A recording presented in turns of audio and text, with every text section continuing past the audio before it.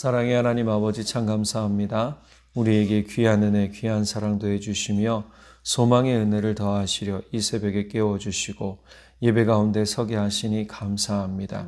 이 자리에 나온 성도님들 뿐만이 아니라 방송으로 함께 하시는 성도님들에게도 새 힘과 새 능력을 허락하시고 말씀을 통한 삶의 지혜를 통해 삶에서 주님과 동행하며 넉넉히 이기고 승리하며 견디고 담대히 하여 주님과 함께한 기쁨의 은혜를 누릴 수 있도록 성령 하나님 역사해 주십시오. 믿고 감사드리며 우리 주 예수 그리스도의 이름으로 기도드렸습니다. 아멘.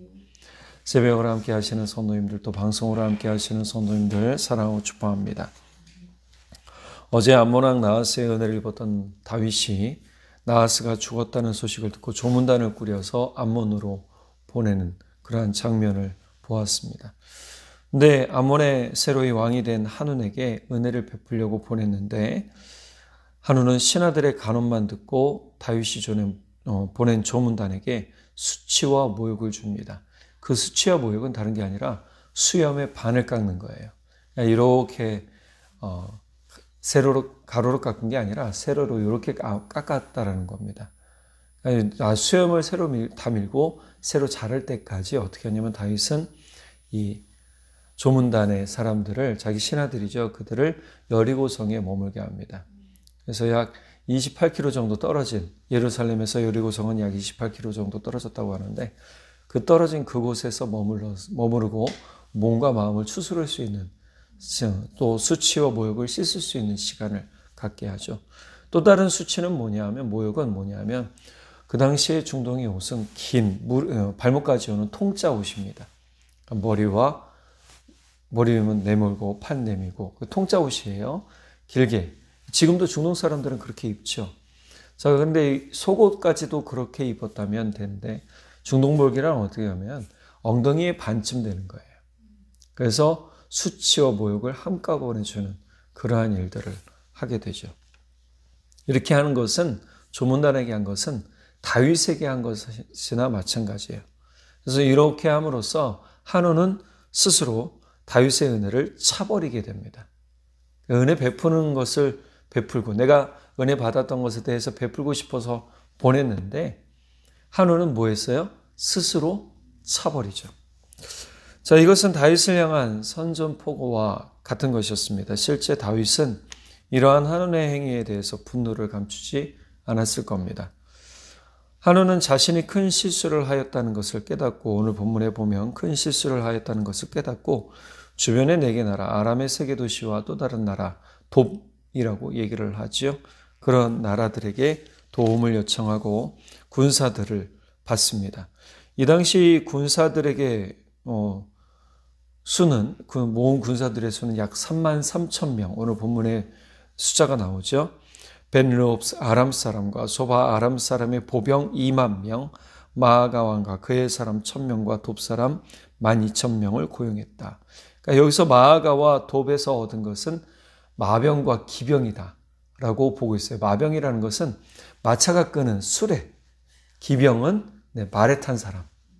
그런 사람들을 13,000명, 그 다음에 보병을 2만 명 정도 받은 것으로 보고 있습니다. 자, 이것은 이렇게 미리 준비한 것은 뭐냐면 한운이 자기의 잘못을 인정하는 것이 아니라 도리어 정당화하며 감추려고 전쟁을 벌이려 계획했다는 것이죠. 한운은 이 용병들을 고용하기 위해 지출한 돈이 역대하 19장 6절에 보니까 7,000달란트.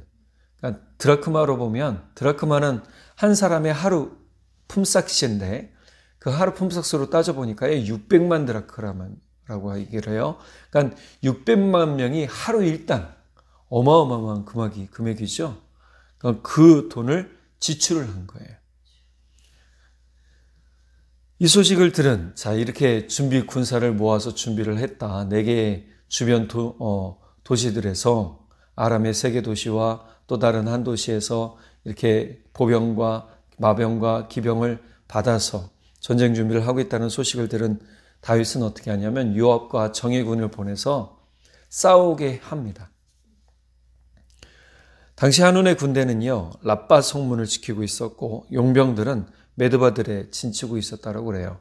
라빠 성에서부터 메드바들까지는 약 6km 정도 떨어졌다고 그럽니다.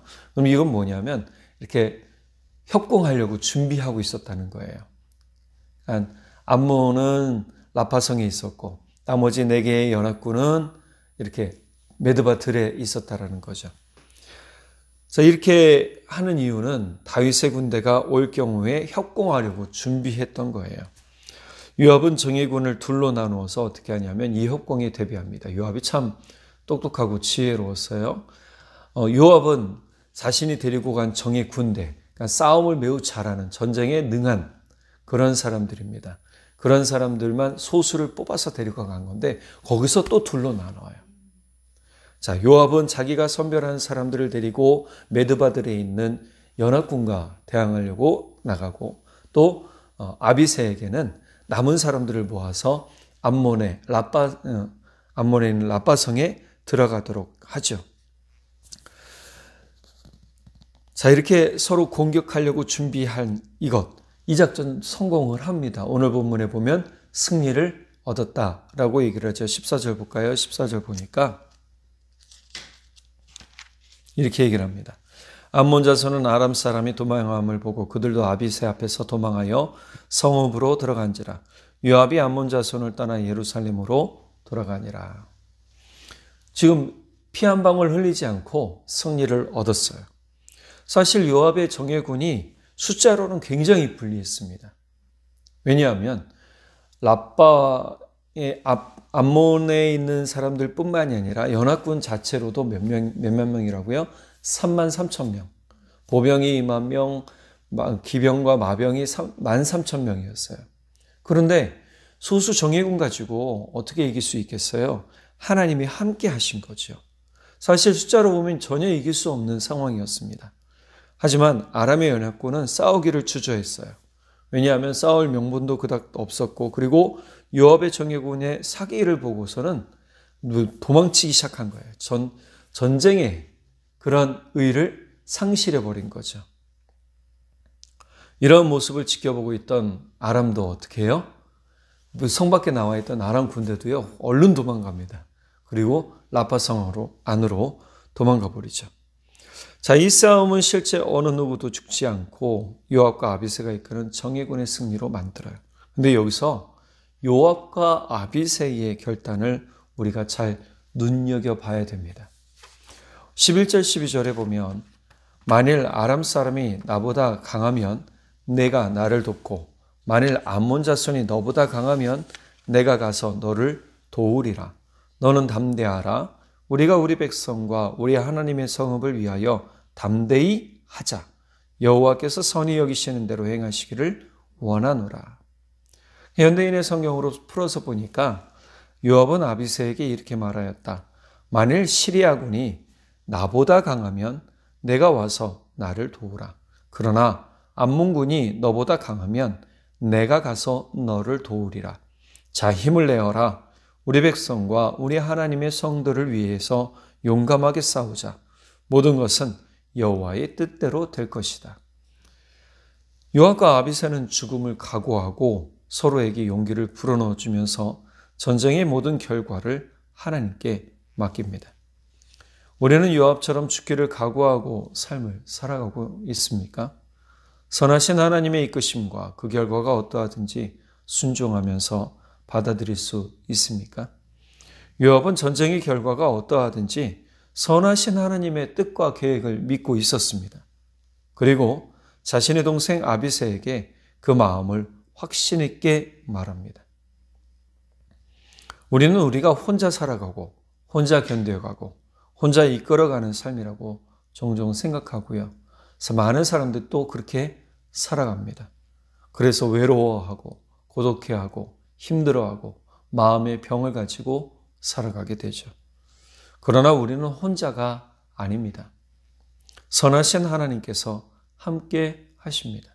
아마 그럴 수 있을 거예요. 요압이 다윗이 정예군과 함께 보냈을 때 아니 모인 사람이 암몬 군대 포함하면 진짜 5만 명 가까이 되고 진짜 더 많이 될 수도 있을 텐데 기껏 정예군 가지고 몇천 명 아니 10,000명도 안 되는 정예군 가지고 뭘 싸우라는 건지 모르겠네.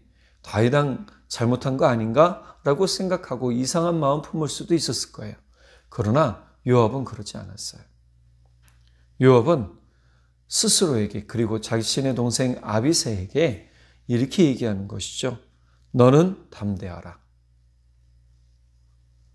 하나님의 성읍들을 위하여 담대히 하자. 담대히 하라는 거예요. 그런데 이 말을 현대인의 성경으로 부르니까 뭐라고요? 자, 힘을 내어라, 용감하게 싸우자. 내게 주어진 환경, 내게 주어진 것이 작을 수도 있어요. 남들과 비교해서 크지 않을 수 있단 말이에요. 남들이 가진 것과 비해서 별거 아닐 수 있어요. 남들이 가진 개인적인 능력에 비해서 내 것은 별거 아닐 수도 있어요. 그러나 그것이 작다고 불평불만하지 않아요. 그것이 얼마 안 된다고 고독해하거나 외로워하거나 두려워하지 않아요. 도리어 하나님의 선하신 하나님을 믿고 의지하며 담대히 하자, 힘을 내자, 용감하자라고 이야기를 하고 있죠. 그것은 어찌 보면 아비새에게 하는 말 같지만 요압 자신에게도 하는 말이라는 거예요. 그러니 우리도 우리 자신에게 스스로 말해야 돼요. 다윗이 뭐라고 시편에 고백합니까? 내 영혼아 하나님만 바라라. 하나님만 바라라. 너의 도움이 그에게서 나오리로다. 어찌 보면 요압도 이 믿음을 가지고 있었을지 몰라요. 요압과 아비새의 그 군사를 통솔하고 인솔하는 능력, 싸움의 능력이 매우 출중했지만 그럼에도 불구하고 수많은 사람들을 보면, 수많은 문제들을 보면 좌절하지 않을 수는 없겠죠. 하지만 선하신 하나님의 계획을 믿고 나가는 이 앞에 실패란 없다라는 사실입니다. 요압의 정예군보다 더 많았고 더 좋은 무기를 가졌던 아람의 연합군처럼 우리 삶의 수많은 문제들과 어려움들, 돌부리들이 존재한다고 할지라도요, 우리를 이끄시는 하나님을 우리의 대장으로 삼고 담대히 순종함으로 따라가 승리의 은혜, 성취하시는 하나님의 영광을 우리가 함께 누릴 수 있기를 간절히 바랍니다. 이럴 때 우리의 삶이 주님께 영광이 되고 주님 앞에 기쁨이 될 줄 믿습니다. 기도하겠습니다. 사랑의 하나님, 우리가 주님을 온전히 신뢰합니다. 주님을 온전히 의지합니다. 그러므로 우리 자신에게도 말합니다. 너는 담대하라. 너는 담대히 싸우라. 너는 힘을 내거라. 너는 용감하거라. 주님, 우리에게 담대한 믿음을 더해 주십시오. 용감한 마음을 더해 주십시오. 우리 심령에 힘을 불어넣어 주십시오. 성령의 능력을 통해, 우리 주 예수 십자가 능력을 통해 우리가 세상을 담대히 살아가며 우리를 둘러진치고 우리를 무너뜨리려 하는 많은 문제들, 또 우리를 두렵게 하는 일들, 사람들, 환경들, 그것을 보며 우리 스스로 위축되거나 무너지지 말게 하시고 우리와 함께 하시는 모든 것을 이기게 하시고 승리하게 하시며 돌파하게 하시고 당당히 서게 하시는 우리 하나님과 함께 동행하여 주님의 영광을 온전히 누리고 승리의 성취를 맛보는 우리 모두 될 수 있도록 성령 하나님 인도해 주십시오. 주님의 놀라우신 은혜와 영광을 찬송드리며 우리 주 예수 그리스도의 이름으로 기도드렸습니다. 아멘. 사랑의 주 내 안에 계시네. 다함이 없는 주의 크신 사랑, 세상에 없는 놀라운 사랑, 그 안에서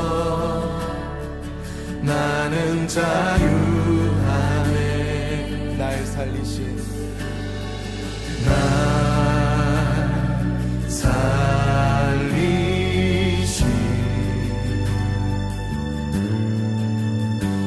주는 내 전